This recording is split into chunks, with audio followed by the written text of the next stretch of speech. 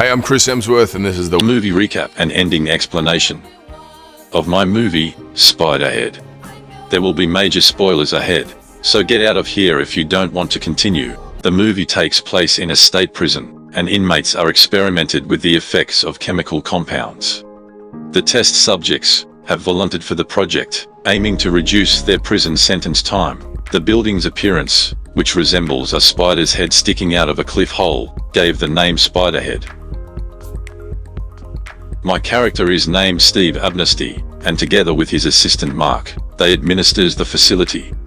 Steve is the owner of a pharmaceutical business that develops a range of medications that alter behavior. The prison also serves as a research facility in the not-too-distant future. In comparison to an atypical prison inmate, the volunteers at the Spiderhead Research Facility have far better living conditions, excellent food, and a quiet environment. The story starts with Greg, who is laughing so hard that he almost faints. This man has been identified as a convicted felon who has served 4 stints in jail. He was shown some of the biggest catastrophes in the world, but all he could do was laugh. Next scene shows Steve coming back to the facility from his private plane. Jeff, another inmate, wakes up and he's taken somewhere with a blindfold on his eyes. He is accompanied by armed guards and Steve observing his every behavior. After that, Jeff gets back in the facility and we see him talking to a female prisoner named Liz. It is revealed that both of them have different sentences. Jeff has flashbacks of the previous trip where he is looking at the world in some very weird way. As he was influenced by administered substance, he looks at simple things like a factory and he sees it as a beautiful place. He recalls a memory when he used to live a simple life and enjoy parties with his girlfriend. When one day he was driving the car so fast that he got an incident. The next day Jeff is sitting for an interview. Shortly a woman named Heather arrives and sits in front of him. Some questions are being asked to them by Steve. Jeff rated the women about 8 in her attractiveness score. However, Heather only gave him less than 5. Suddenly they both started to feel something intense for each other. Looked like the substance they were given was working for them. They immediately have sex with each other intensely, which lasted quite a while. Eventually the effects of the substance wears off and they are back to normal. Steve wants to see if the love really lasts. All they have to do is to take a closer look at them if they still feel the same way toward each other. During lunchtime, Jeff and Heather see each other, but he does not seem interested in her. Next day, an older woman named Sarah sitting with Jeff in the same interview room. They both acknowledged for the process to begin. Then later, we can see Mark refilling his substances. He also suggests him to not let others touch his back, and same applies for him. Next session, while an experiment is going on, Jeff sits in with Steve at the control room, who asks him if he should give Darkenflocks to one of the women he had sex with earlier. He neither chooses from Heather nor Sarah. The substance is revealed to be N40, which Steve claims could change the world. The effect will make people to feel love. Before Jeff walks away, Steve comes back to him and asks what he really wanted. Jeff once again had a flashback of the accident where his friend died on the spot. He wanted to go back and fix it if he had one wish. Later we can see all the people eating, playing games and having fun. Jeff is called by the guards and so he can make a phone call, which gets a voicemail from someone he knew. His father on the line says this is his last voicemail ever. Later he celebrates an early Christmas with his Lizzie. The next interview session had Jeff sitting with a big man. They were just sitting face to face, not doing anything for a while. On another sit-in with Steve, Jeff realized that Heather is being asked the same question that he was asked previously. He got angry about it, began an argument with Steve, which result in the scientists reminding him how great their life is as compared to prisons. Jeff apologized to him and agreed with the process. At night Steve is dancing around and looking shocked. He took the full dose of N40 drug himself. He later explains to Lizzie on her interview about this dark and flox substance, which is worse than being on fire itself. Steven tells his assistant Mark to inject him the double dose of one of the substances. Mark hesitantly told him to be careful of high dosage. Suddenly Jeff arrives, which annoyed Steve.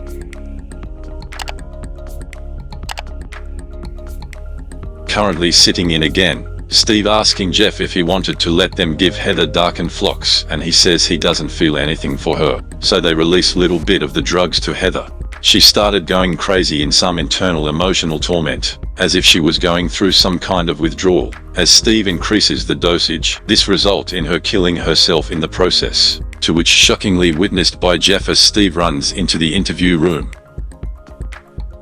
Jeff quickly takes advantage of it and look at Steve's book.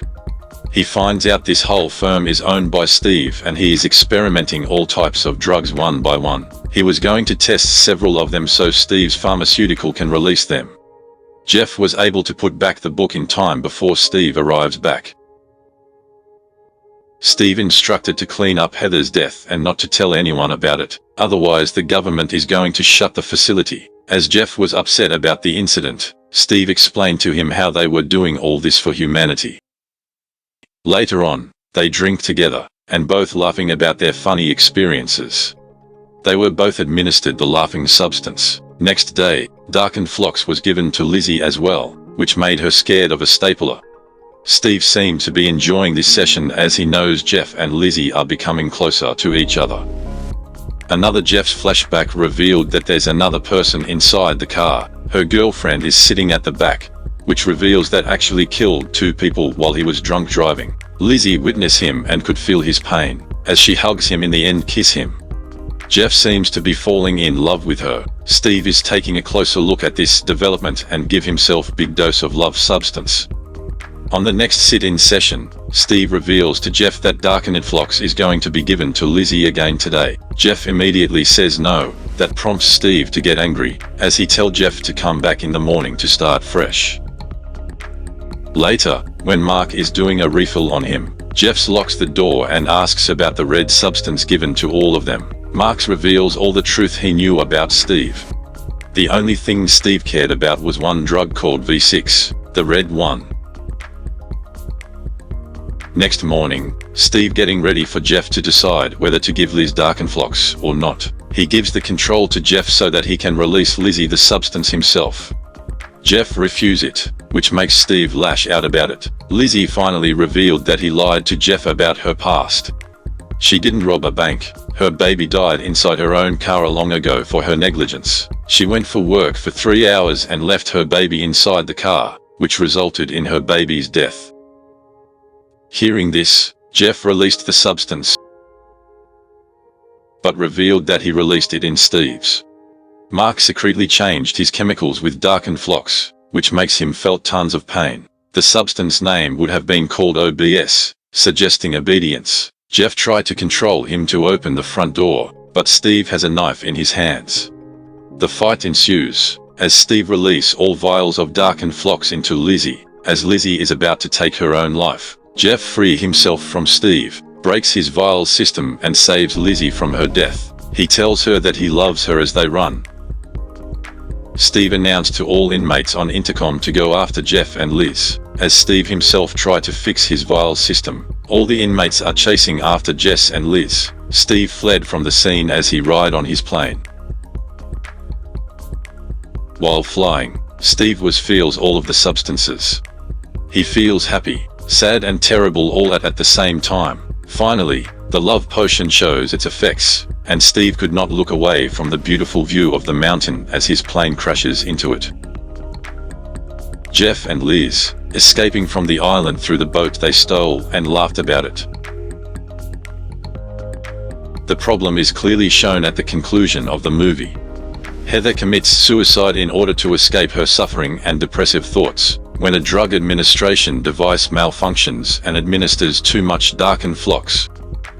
In his hurry to reach Heather, Steve drops his keys, giving Jeff the opportunity to read over his notes and discover that Steve had been deceiving him. It was always Steve's decision to decide whether to administer darkened flocks, notwithstanding his claims that he needed to consult his supervisor and a committee. Mark is subsequently questioned by Jeff on why he is assisting Steve with such ethically superior research. Jeff discovers at this point that Steve just cares about B6. Steve doesn't give a damn despite Mark suggesting ways to make money off some of the other medications because he lacks perspective and is just interested in the massive money that a flawless B6 would provide. Mark, who was already apprehensive, is persuaded by Jeff to report Spiderhead's crimes to the police, which he did the following morning. Steve learns that Jeff is genuinely in love with Lizzie after he refuses to give Darkenflux to Heather or Sarah even though having sex with both of them. Jeff is able to turn the tables on Steve, though, with a little assistance from Mark giving him Darkenflux rather than Lizzie, thus compromising his control of the facility. And escaping with Lizzie, Steve attempts to send the other prisoners after them, reminding them that they would lose their relatively comfortable life at Spiderhead unless they apprehended Jeff and Liz. Examining the conclusion in further detail.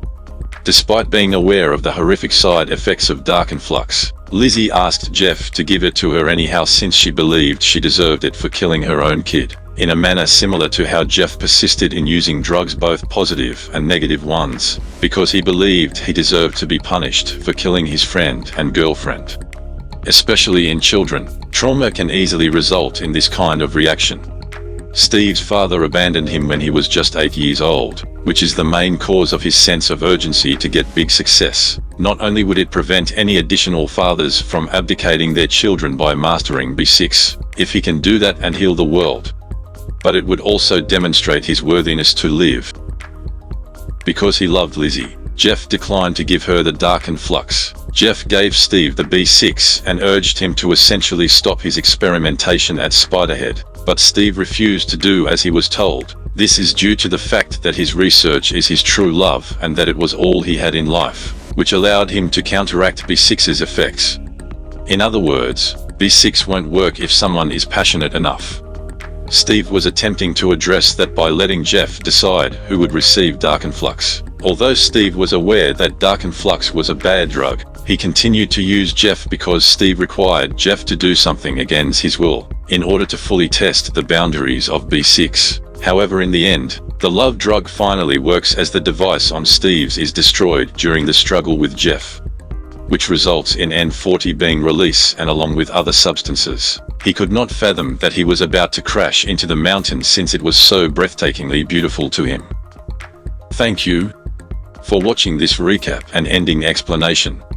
Please subscribe to this channel. Hit like and notification bell for new uploads. By the way, I am Chris Hemsworth, the voice impersonator of the real Chris Hemsworth. And also, watch for the next movie recap and